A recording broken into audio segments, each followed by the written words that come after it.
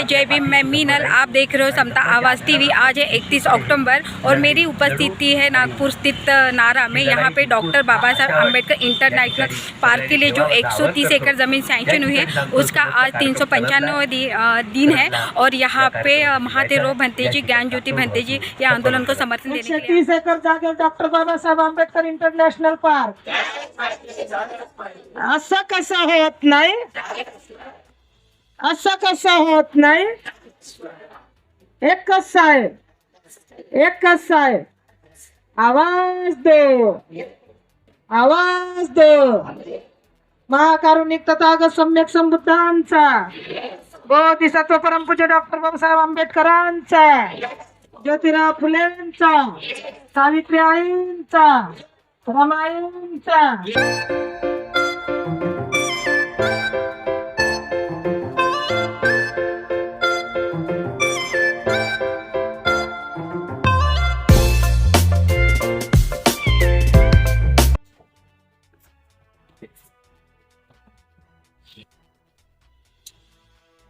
भव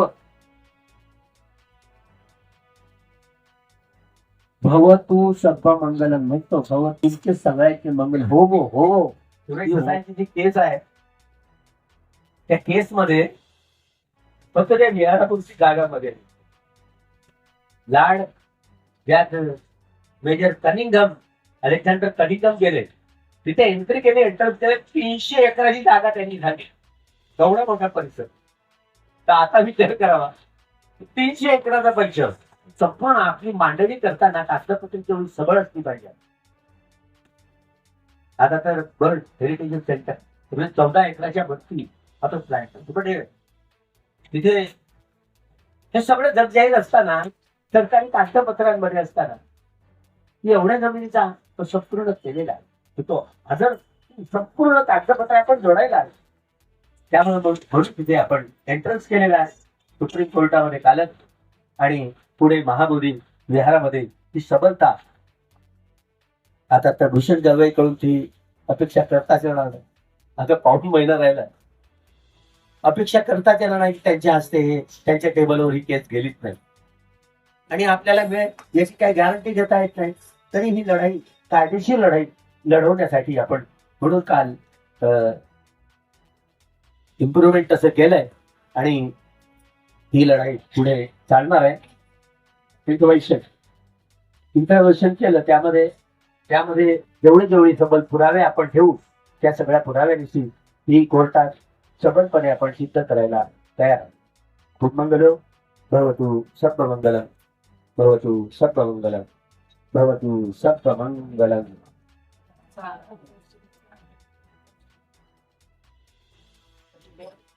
मन पाहता आहे त्याच्या डोळ्याने शिस्त मन बरं। आजपर्यंत वैज्ञानिकांना तरी पाहता आलं काय मन?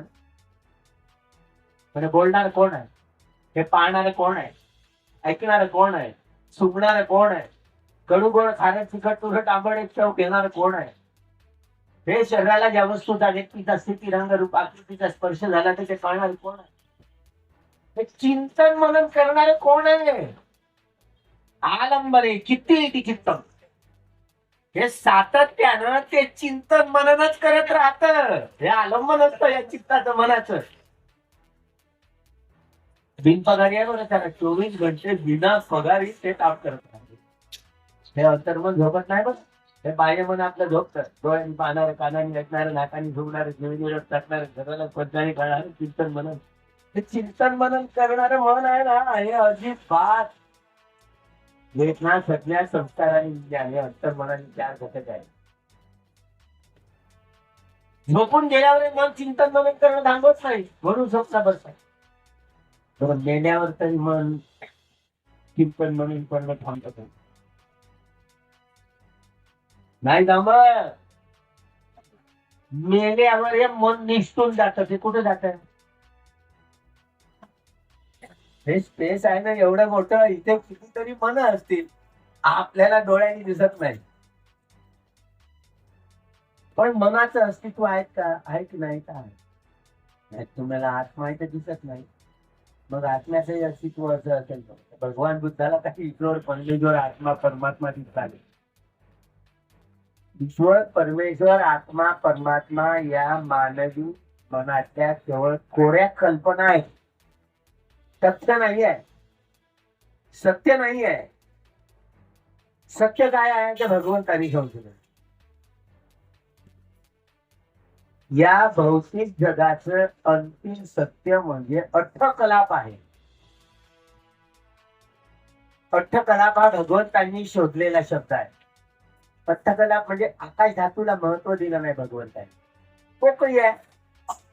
2 अठ्ठकलापांमधील पोकळी ही देखील आकाश धातूच म्हटलं जातं.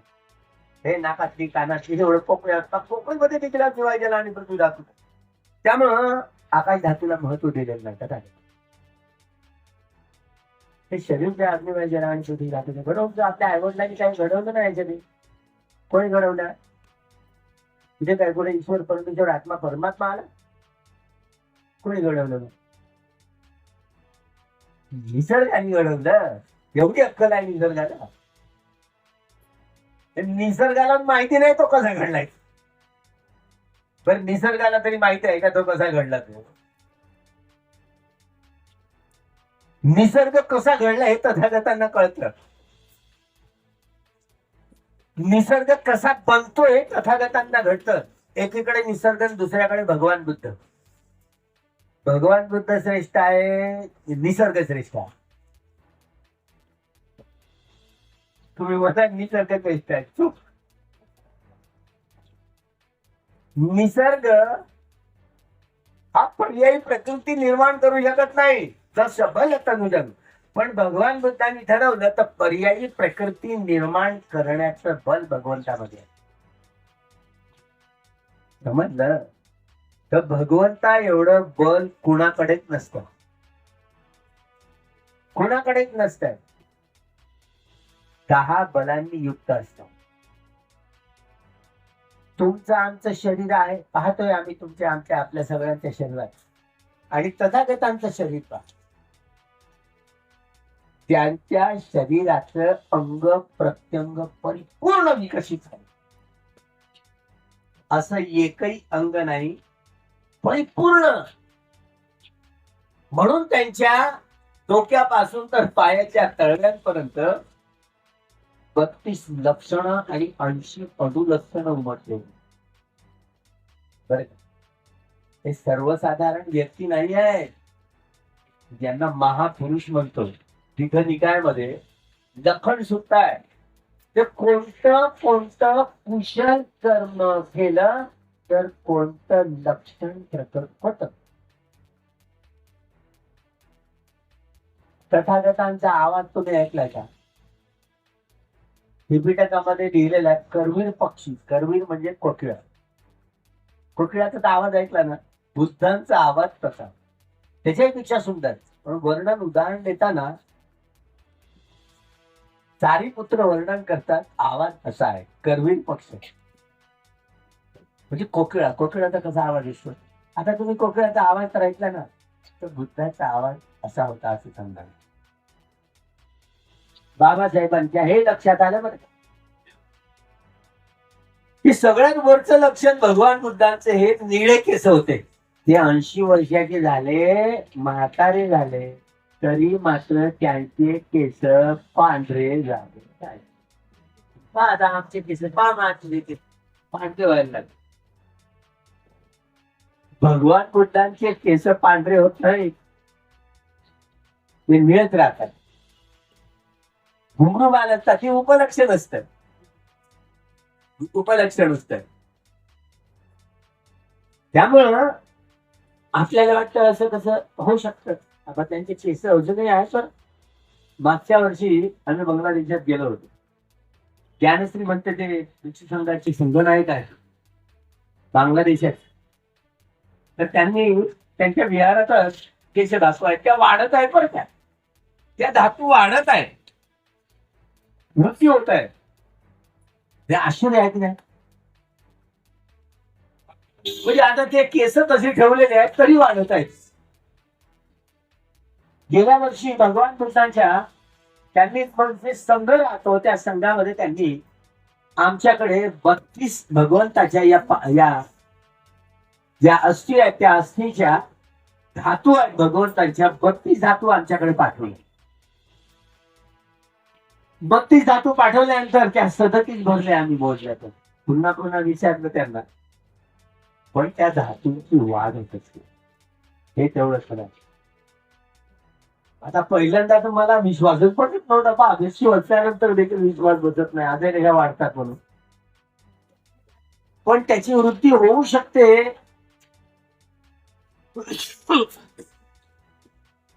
हे नंतर लक्षात आले. जेव्हा प्रत्यक्ष अनुभव घेतल्यानंतर आता आमच्याकडे धातू आल्याच नसत्या. 3-3दा विचारलं किती पाठवले तर 32च पाठवले त्याच्यामध्ये. तर भगवंतांच्या धातूंची देखील वाढ होते.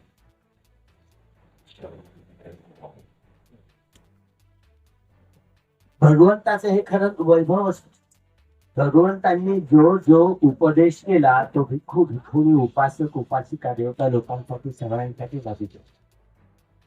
देवता लोक म्हणजे हे नाही. 22 प्रतिज्ञेमध्ये 3 प्रतिज्ञा सगळ्यांची छोटी करून टाकली बाबा. पहिल्या 3 प्रतिज्ञांमध्ये सगळ्यांची सुट्टी करून टाकलेली आहे. पडे भूमंता देवा, तू महाराजिका देवता, कामंतिसा देवता, यामा देवता, तुषिता देवता, निम्मानवटी देवता, परमविष्णू महाब्रह्मराजिका देवतापासून अकनिष्ठ ब्रह्मचक्र प्रवर्तन सुटतात आपण यांचा उल्लेख आपल्याला दिसतो. तर त्या खोट्या नाही आहेत. आपण महामंगल सूक्ताचे पठण करतो तेव्हा महामंगल सूक्ता ज्यामध्ये 38 प्रकारचा मंगल धर्म भगवान बुद्धांनी कथन. एवं मे सुतंगीकं समयं भगवा सावत्यं विहरति जेतवने अनाथपिंडिकस्य आरामे अथपो अन्यंतरा देवता देवता अधिकंताय रक्ति अधिकंतवन्ना तीव्रकत्वं जेतवनं ओघा सेत्वा येन भगवा तेन वसंकं उपसंकमित्वा भगवन्तं अभिवादयित्वा एकमन्तं गच्छासि एकमंतन ठिता कोचा देवता भगवंतन गाथाय अद्भुता. कोणके मध्यरात्री एक देवता त्या जेठवण सार जेठवण प्रकाशमान करून भगवंताजवळ आधी वंदन केलं. तिला प्रदक्षिणा घालून भगवंताला म्हणतात, काय म्हणते ती देवता, बहुदेवा मनुष्याचे मंगळाने अशित आपण खमाना सोठान गृही मंगल उत्तम. बहुत देवता लोकांनी आणि मनुष्य लोकांनी 12 वर्ष सातत्यानं चिंतन मनन केलं मंगल धर्म काय आहे, कशाला मंगल कशाने मंगल होतं. भगवंत आम्हाला नाही कळत, तुम्ही आम्हाला समजावून सांगा. कोण म्हणतो देवेंद्र सक्क, पाहती देवता म्हणते देवेंद्र सक्क, देवेंद्र सक्क. हा देवेंद्र म्हणाली तो आमच्या शाळा तो नाही ना, ते तोच म्हणायचं. हा देवेंद्र देवेंद्र हे नाव देव देव प्रामुख्यानं पाली शब्द आहे. देविंद इंद म्हणजे राजा, देवतांचा राजा म्हणजे इंद. त्याचं देविंद सक्क असं नाव आहे. त्याला भगवंतानी हा प्रतिभक्त धर्म शब्द हा सगळ्यांसाठी लागू होतो. त्यामुळं पहिल्या 3 प्रतिज्ञांमध्ये डॉक्टर बाबासाहेब आंबेडकरांनी ज्या ब्राह्मणांनी काल्पनिक देवी देवतांचं जे भाविक उभारलं होतं ते सगळं कापूस करून टाकलं.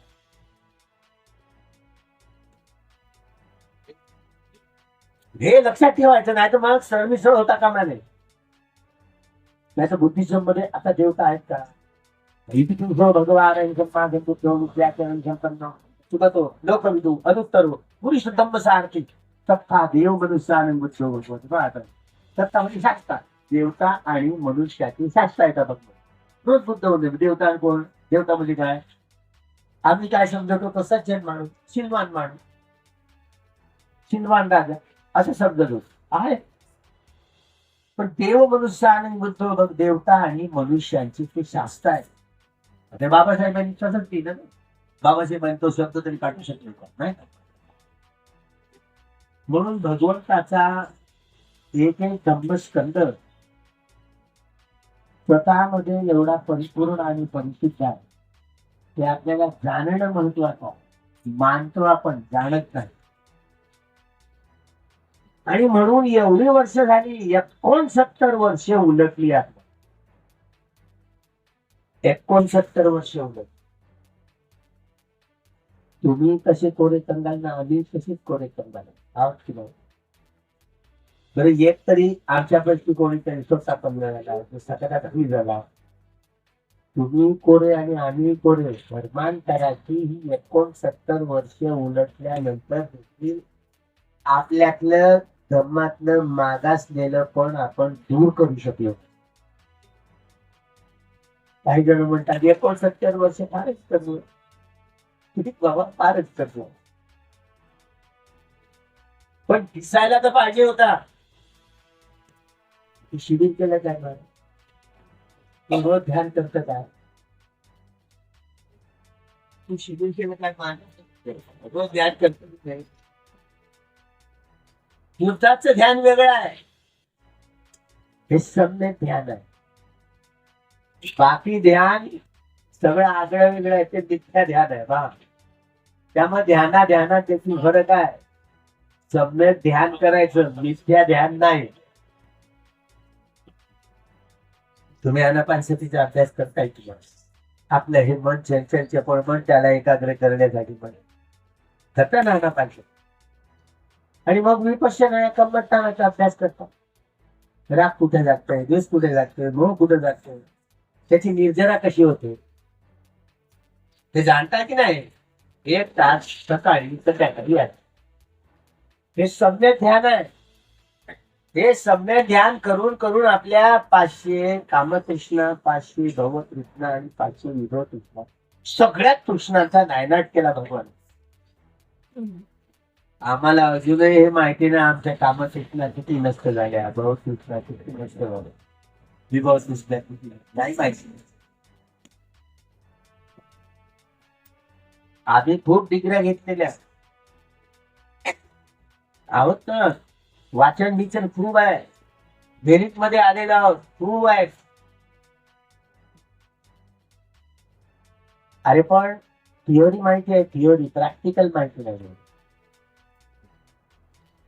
प्रॅक्टिकल माहिती नाही. आणि भगवान बुद्धाचा संकल्प आचरणासाठी काय म्हणतो. आचरणासाठी आहे ना. तो आचरण करायचं कसं.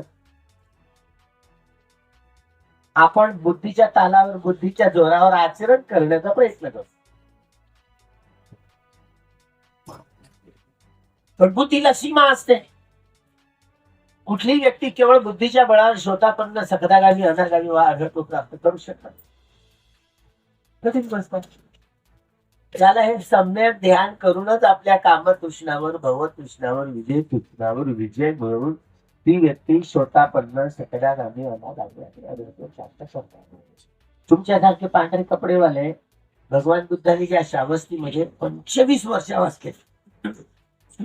25 आणि या 25 वर्षावासामध्ये तुमच्यासारखे पांढरे कपडेवाले गृहस्थी अनागामी फळाला पोहोचलेल्यांची संख्या एकट्या श्रावस्ती नगरी 1,49,000. हा आकडा सापडतो. किती भाग्यशाली असतील लोक. 1,49,000. बाबासाहेबांच्या धम्मक्रांतीनंतर आपण नव्याने झालेलं बौद्ध मुक्त होतोय. आपण प्राचीन काळातल्या बाबासाहेबांनी आठवण करून दिली. पण आता नव्याने 56